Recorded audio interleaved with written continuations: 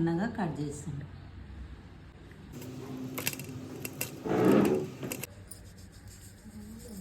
ఉప్పు వేసి మంచిగా కలుపుకొని 10-15 నిమిషాలు పక్కకు ఉంచడం.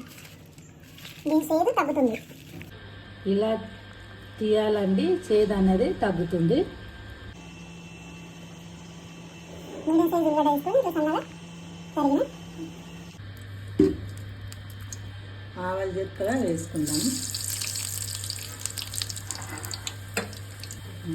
కొద్దిగా కరివేపాకు వేసుకుందాం.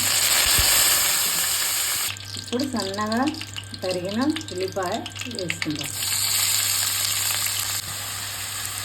లైట్ బ్రౌన్ వచ్చే వరకు వేయించుకుందాం. ఇప్పుడు ఉల్లిగడ్డ బాగా బ్రౌన్ కలర్ అయింది కదా, ఇప్పుడు మనం కాకరకాయ వేసుకుందాం.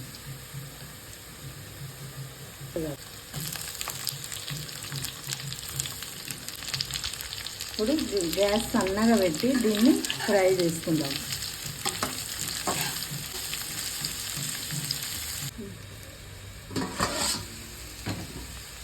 మధ్యలో మధ్యలో కలుపుకోవాలి, లేదంటే మాడిపోతుందండి.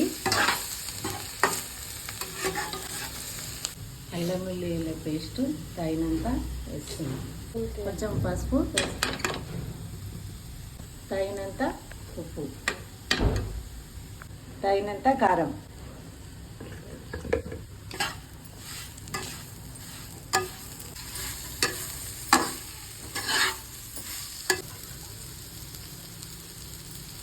కొత్తిమీర వేసుకున్నా.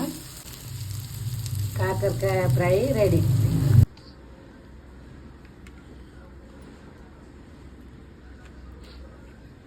టేస్ట్ అయితే చాలా బాగుంది.